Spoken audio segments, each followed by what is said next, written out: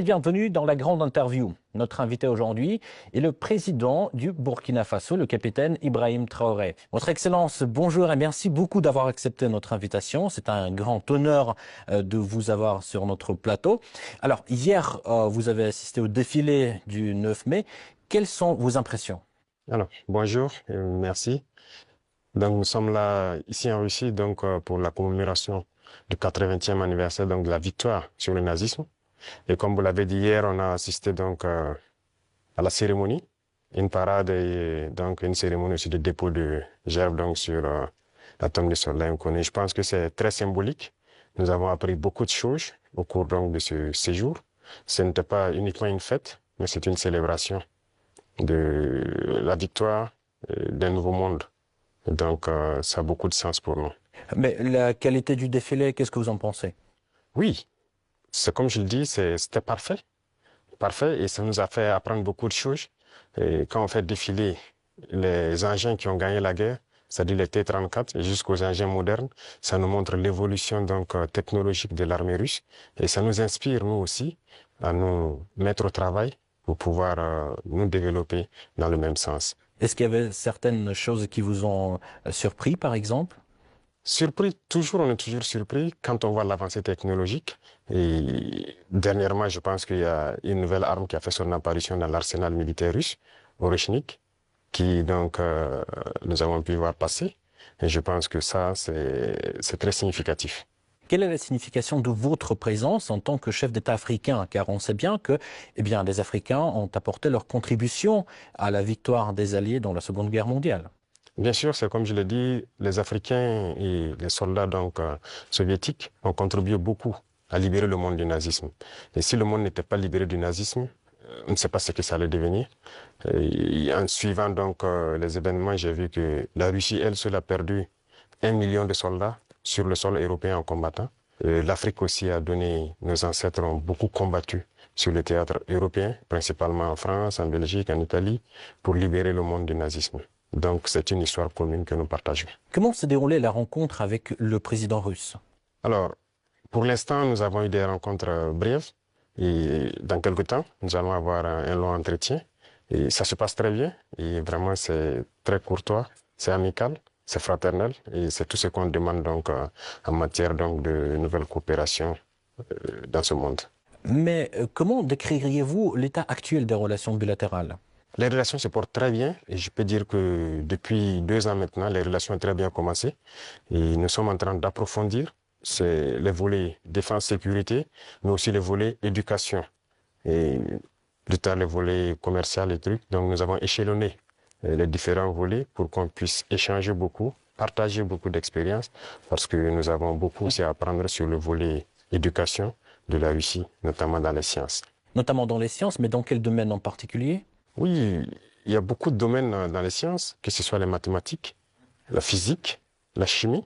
Ce sont des domaines qui nous intéressent beaucoup, tant sur le développement de notre industrie militaire, mais aussi dans le développement commercial de notre pays, le développement économique de notre pays.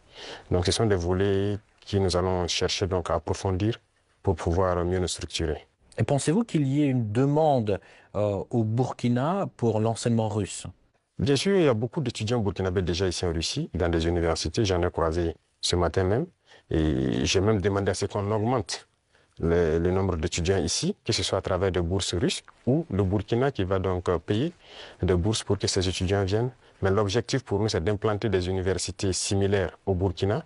Et comme il y a déjà la maison de la Russie, ça va nous permettre d'aller très vite. D'ailleurs, vous venez de le rappeler, aujourd'hui, vous avez visité l'université russe. Comment s'est déroulée cette visite? Ça s'est très bien déroulé. J'ai eu des échanges fructueux avec le ministre de l'Éducation de la Russie, avec les recteurs et les étudiants, et surtout les étudiants de l'AES qui étudient dans cette université. Et nous avons eu de très bons échanges et on s'est parlé beaucoup de manière scientifique. Voilà. Parlons un tout petit peu de l'économie. Le volume des échanges commerciaux a augmenté de 10 fois en un an. Mais de l'autre côté, ces chiffres-là ne sont pas à la hauteur du dialogue politique. Comment expliquez-vous ce paradoxe? Et surtout, comment booster ces liens dans le domaine du commerce, en fait? Comme je l'ai dit, c'est une nouvelle relation qui commence. Vous savez qu'avec la Russie, depuis les... Pourquoi nouvelle, excusez-moi? Oui, ça recommence, puisqu'il y avait, depuis les années après la mort malheureusement de Sankara, les relations avec la Russie se sont beaucoup estompées. Et là, nous sommes en train de réveiller les relations. L'ambassade s'est installée et les relations commerciales sont aussi au cœur des échanges. Quand je prends, il y a un certain nombre de produits, par exemple burkinabés, qui transitaient par certains pays européens avant d'être vendus en Russie. Aujourd'hui, ces produits sont directement vendus à travers donc, des opérateurs burkinabés et des opérateurs russes. Je parle notamment, quand on prend l'exemple des mangues, les mangues transitaient par des pays européens pour être vendus en Russie. Aujourd'hui, ça se passe directement. Il y a le coton, qui va suivre, il y a beaucoup d'autres produits, le sésame et bien d'autres produits agricoles que nous pourrons échanger directement avec la Russie. Donc, ça ne fait que commencer, ça va s'accroître. Tout à fait. En fait, les prévisions économiques indiquent une croissance de 5,6% en 2025. Alors, quels sont les secteurs clés qui soutiennent cette croissance? Alors, il faut dire que jusqu'aujourd'hui, au Burkina Faso, c'est l'or qui est le premier produit d'exportation. Mais nous avons lancé le moteur de l'agriculture pour d'abord l'autosuffisance, mais aussi pour le commerce extérieur, l'exportation. Et si vous suivez bien, depuis l'année passée, nous avons lancé l'offensive agricole avec une initiative qui soutient l'offensive. L'objectif, c'est de pouvoir accroître notre production agricole de façon significative, s'autosuffire, mais aussi il y a des produits de rente qu'il faille donc vendre à l'extérieur. Et tout ça doit pouvoir soutenir cette croissance et nous espérons être bien au-dessus de ces chiffres-là. Mais comment se déroulent ces réformes, en fait? Il y a beaucoup de choses, ce sont des réformes difficiles. Faut le reconnaître parce qu'il y a un système qui s'est installé, mais c'est pas impossible. Déjà, quand vous regardez notre production céréalière, on a eu une très bonne croissance en 2024. 2025, nous espérons encore faire mieux. Et ce sont des réformes assez courageuses. Quand vous prenez, par exemple, je reste toujours dans l'agriculture, nous avons, par exemple, décidé, à travers l'initiative de l'offensive, de labourer gratuitement les champs de nos paysans. Donc, l'année passée, on l'a fait. Cette année encore, s'il plaît à Dieu au retour, il y a un bon nombre de tracteurs encore qu'on a acquis, qu'on va mettre à la disposition des cellules mécanisées dans les différents départements pour accroître les superficies emblavées. Nous maximisons beaucoup dans la gestion de l'eau, à travers donc une structure qu'on a créée, l'ONBA, pour maîtriser l'eau et pouvoir produire au moins 2-3 fois dans l'année. Parce que si on dépend uniquement des pluies, ça serait difficile. Donc, il y a ce secteur, le secteur minier aussi, que nous allons continuer de booster pour que le pays lui-même exploite ses propres ressources. Donc, nous avons commencé à acquérir des mines. Il y a beaucoup de permis qui sont là, que nous sommes en train de développer. Nos ingénieurs ont pu développer les machines nécessaires pour qu'on puisse exploiter nous-mêmes nos ressources. Donc, si on met à profit ces deux secteurs, et compléter avec l'industrialisation, c'est-à-dire la transformation de nos produits sur place, qui va nous empêcher d'exporter brut, ça va beaucoup nous amener à entraîner en tout cas une très bonne croissance. Donc ce sont ces réformes qui sont en cours, l'agriculture, l'industrie et beaucoup de secteurs. Pensez-vous que la Russie puisse apporter son soutien pour la mise en place de ces réformes? Bien sûr, bien sûr. Beaucoup de soutien et rien que la formation technique et professionnelle, c'est déjà une très bonne chose. Si nous payons des industries, il faut bien des gens qui vont les entretenir et les faire marcher. Et la Russie nous aide dans ce volet. C'est pourquoi je dis que nous avons une très bonne coopération avec le ministère de l'Éducation. Ils vont nous permettre de former des techniciens, des ingénieurs qui doivent pouvoir entretenir tout ce que nous faisons, mais créer nous-mêmes nos propres unités industrielles. Donc ça, c'est très important pour nous. Et dans le commerce aussi, comme je l'ai dit tout de suite, avec la Russie, ça se passe très bien. Et il n'y a pas de raison qu'on ne puisse pas approfondir tout ça. Parlons un tout petit peu de la sécurité. Quelle est la situation sécuritaire actuellement dans votre pays et d'ailleurs dans la région? Oui, dans la région, comme vous savez, la situation sécuritaire, en tout cas, nous essayons d'évoluer sur les champs de bataille. Ça, c'est la première des choses parce qu'il y a plusieurs facteurs qui rentrent en ligne de compte. Sur les champs de bataille, il y a de l'évolution. Si on prend de 2023 aujourd'hui, nous avons pu récupérer beaucoup de zones que nous avons pu pacifier. N'empêche que l'ennemi se renforce aussi. Il y a beaucoup de combattants étrangers qui rejoignent le rang des terroristes. Est-ce que vous pouvez préciser, vous parlez de quoi? Oui, les terroristes, ils sont renforcés par beaucoup de combattants étrangers qui viennent d'ailleurs, qui ne sont pas en fait, quand je prends le cas du Burkina, il y a beaucoup de criminels qui sont au Burkina mais qui ne sont pas burkinabés. Il y a aussi des formateurs qui viennent de beaucoup de pays pour les apprendre beaucoup de techniques. Mais quel est leur intérêt? Mais ce n'est pas du terrorisme en fait, c'est de l'impérialisme. L'objectif pour eux, c'est de nous maintenir dans une guerre permanente, qu'on ne puisse pas se développer et continuer à piller nos richesses. Et donc, ils ont tout intérêt à amener des spécialistes dans les mines pour poser divers types de mines, des spécialistes en explosifs. Aujourd'hui, les terroristes utilisent des drones pour faire le combat et tout. Donc, ce sont des professionnels venus donc, de certains pays qui viennent les apprendre tout ça. Tout ça, c'est pour continuer à nous maintenir dans une situation d'insécurité. Mais nous prenons la mesure de la chose, nous nous adaptons à chaque fois à leur mode d'action et nous continuerons le combat jusqu'à récupérer l'entièreté du Sahel. Y a-t-il des pays concrets qui financent ces combattants? Tous les pays impérialistes financent ces combattants. Voilà, ils sont nombreux. On ne peut pas les citer voilà, individuellement. Il y en a qui sont même cachés, qu'on ne peut pas imaginer. Mais ils sont nombreux. Ils sont nombreux. Il y a ceux qui ne sont pas cachés, qui le déclarent ouvertement. Je parle du récent scandale avec le soutien du terrorisme au Mali. Quel regard portez-vous sur ce qui s'est passé en fait au Mali? Oui, c'est malheureux, ils l'ont déclaré ouvertement, qu'ils soutiennent les terroristes. Et nous avons aussi pu remarquer effectivement, avec un certain nombre de technologies que les terroristes ont pu avoir, que ça vient d'eux. C'est malheureux, c'est très malheureux, mais toujours est-il qu'on ne s'apitoie pas sur notre sort. Et nous avons pris la mesure de la chose, nous allons nous adapter, nous allons les combattre et ils ne pourront pas vaincre. C'est ça le plus important pour nous. Comment se poursuit la coopération humanitaire entre le Burkina Faso et la Russie? Ça se poursuit très bien et je pense qu'il y a beaucoup d'échanges sur beaucoup de volets. Quand je prends le domaine donc de la santé, parce qu'on a toujours des déplacés qui sont là et quand on dit un camp de déplacés, ça veut dire qu'il y a des situations sanitaires souvent compliquées. Et je pense que les services de santé coopèrent bien pour pouvoir appuyer donc les services de l'action humanitaire pour pouvoir avancer. Et vous avez suivi en 2023, je pense que la Russie a fait un don de blé au Burkina Faso. C'était uniquement donc destiné donc aux personnes déplacées. Mais nous avons fait la promesse au président Poutine que nous ne souhaitons plus voilà, être ravitaillés en blé parce que nous allons produire le blé. Et je tiens cette promesse parce que nous avons commencé à produire notre blé en quantité pour satisfaire. Donc ce qui veut dire que la coopération sur ce volet-là nous amène nous-mêmes à nous développer, à booster beaucoup de choses pour pouvoir combler les vides. Face aux tensions géopolitiques actuelles, notamment la guerre tarifaire entre les États-Unis et la Chine, comment le Burkina Faso adapte-t-il sa stratégie économique et diplomatique? Alors, ce monde est en perpétuelle mutation. C'est de la folie, souvent, les choses qu'on voit. Et il faut rester aux aguets et pouvoir s'adapter à tout moment. Et ça, c'est très important parce que nous suivons l'actualité. Il y a une bataille économique un peu partout. Mais a priori, nous commerçons avec la Chine sans problème. Nous achetons beaucoup de choses de la Chine et les Chinois aussi achètent beaucoup de choses chez nous. Il y a des entreprises chinoises qui s'installent chez nous, malgré le fait que les gens essaient de dénigrer le Burkina Faso. C'est pareil avec la Russie actuellement. Donc tous les pays qui se battent aujourd'hui pour leur indépendance économique, nous essayons de collaborer mieux avec ces pays. Parce que c'est une forme d'oppression de l'impérialisme. Il y a lieu que ceux qui sont opprimés s'unissent pour faire face à cette hégémonie-là.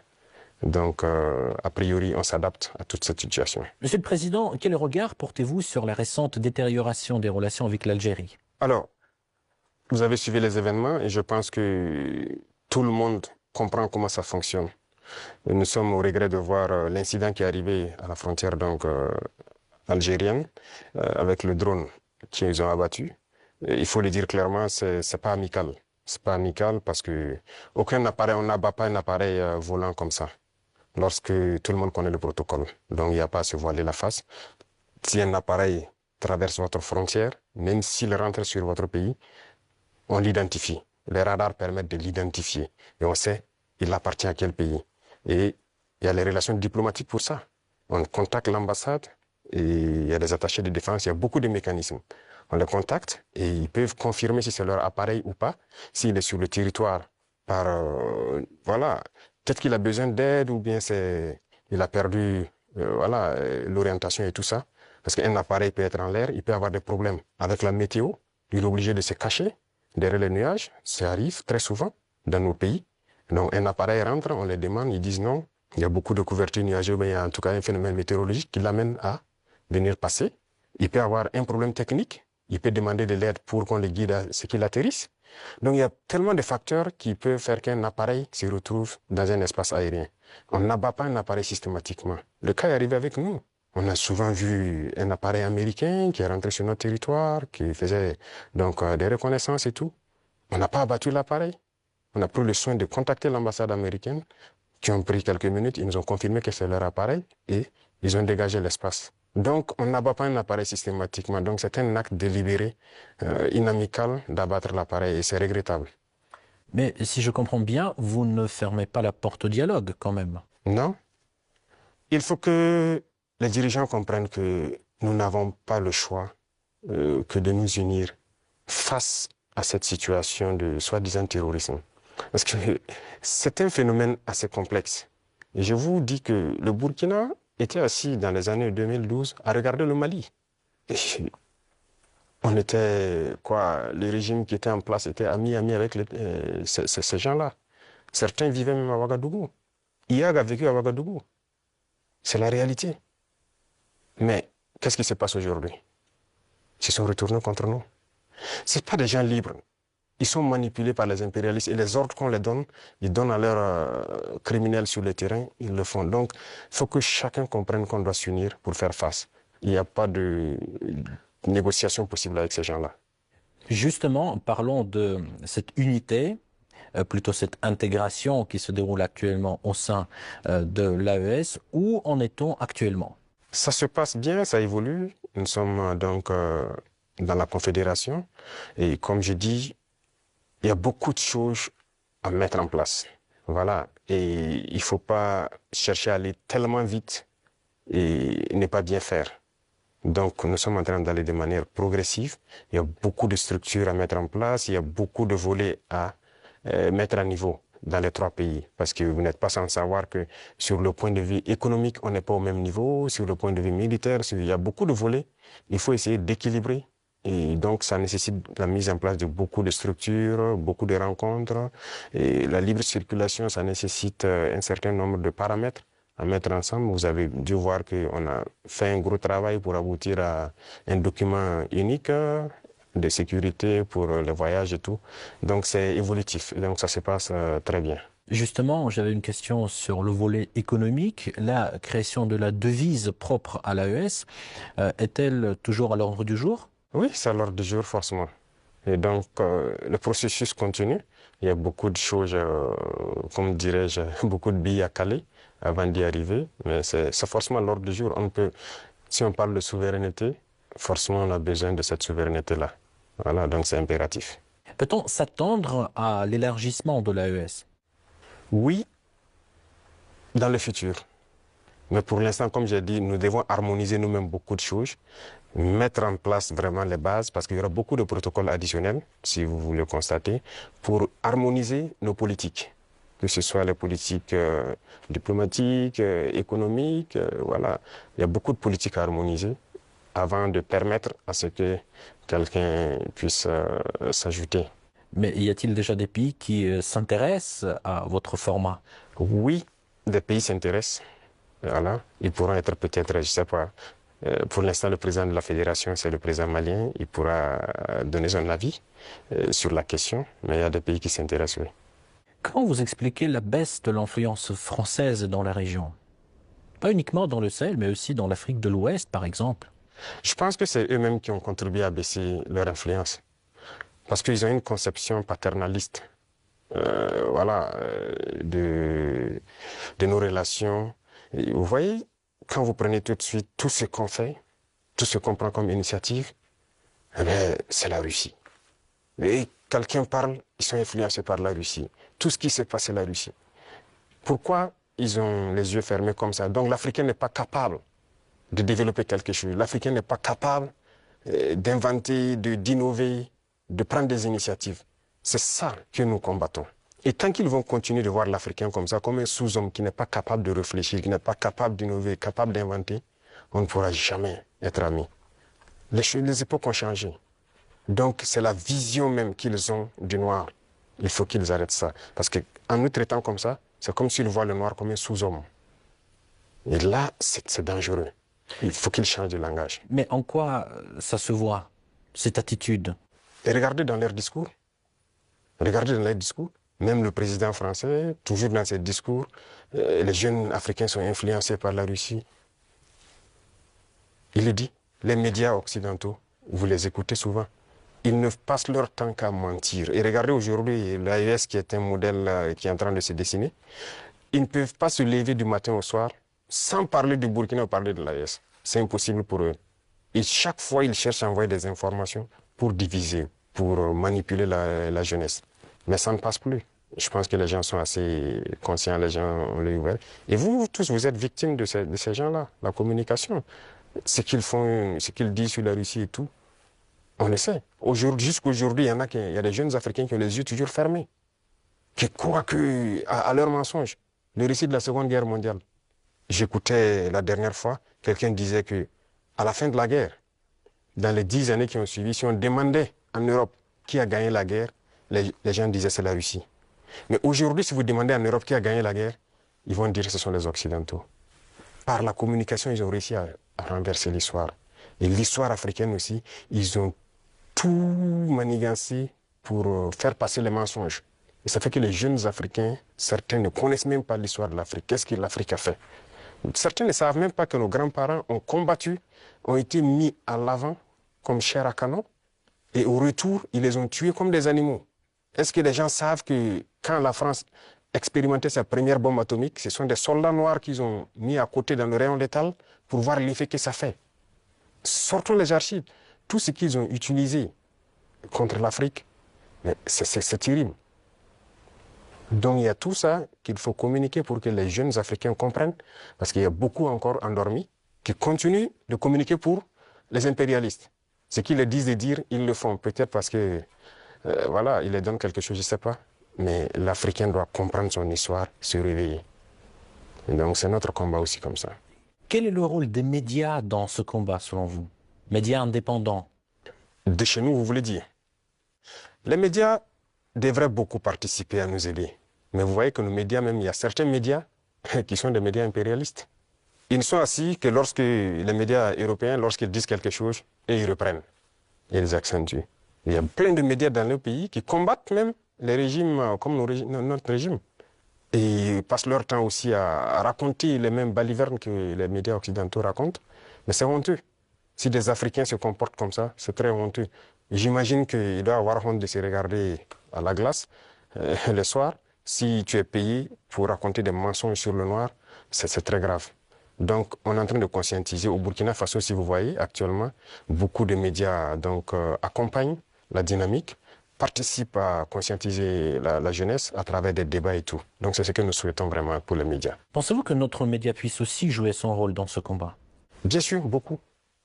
Il faut jouer un rôle très important parce que, vous savez, je l'ai dit en 2023 à Saint-Pétersbourg et je le répète encore aujourd'hui, la Russie a contribué à sauver le monde. L'Afrique a contribué à sauver le monde. Il faut le dire. Il faut que les jeunes le comprennent. Que tout ce qui se raconte dans les films Hollywood, c'est faux. Ce n'est que du mensonge. C'est la même chose. La guerre du Vietnam. Aujourd'hui, on voit, l'histoire est tronquée. Mais il faut communiquer. Vous voyez, moi, ils n'aiment pas que je parle. On trouve que je parle trop et tout. Pour que je me taise, pour qu'eux, ils parlent et que leur version passe. Non. Moi, mon plus grand regret, c'est d'avoir passé une bonne partie de ma jeunesse à écouter des radios comme RFI, France 24. J'ai été dans des pays où ces radios étaient fermées. Mais on prenait des applications, on enregistre leur journal pour écouter. Mais à partir d'un moment, il y a un déclic. Et je commence à comprendre qu'ils conditionnent nos cerveaux pour accepter ce qu'ils veulent. C'est leur narratif qu'ils veulent qu'on apprenne. Et depuis ce temps, moi, je commence à faire la part des choses et j'ai compris que c'est très dangereux ce qu'ils font. Et aujourd'hui, plus que jamais, je me rends compte qu'ils ont conditionné l'esprit, surtout des Africains. Donc, vous pouvez participer beaucoup à éveiller les consciences de la jeunesse pour que les gens comprennent comment fonctionne le monde et ne pas se laisser embarquer par ces gens-là. Ma toute dernière question, juste pour conclure sur une note positive, quelles sont les perspectives des relations entre la Russie et le Burkina Faso selon vous? Beaucoup de perspectives à venir. Et comme je l'ai dit, avec la parade que j'ai vue, je pense qu'il y a une très bonne coopération. Parce que c'est bien, actuellement, nous payons du matériel, mais il faut qu'on développe l'industrie militaire, par exemple. Et la Russie peut contribuer beaucoup. Et vous savez que la Russie, il y a beaucoup de scientifiques, de savants, qui sont russes. La preuve, on vient de quitter dans l'université de Mendeleev. Ils peuvent nous accompagner beaucoup dans la formation pour aussi prévaloir, parce que chez nous, nous avons des jeunes talents, des génies qui arrivent à créer des choses, mais il leur manque l'apport mathématique, la science pour pouvoir améliorer ce qu'ils font. Et donc la Russie peut nous aider beaucoup dans ce domaine. Ça va nous aider sur le volet militaire, sur le volet industriel, parce que ce sont les machines qui font marcher le monde. Et aujourd'hui, la technologie qui est là, que ce soit l'informatique et les réseaux, la télécommunication et tout, sur ce volet, la Russie est en train de beaucoup collaborer.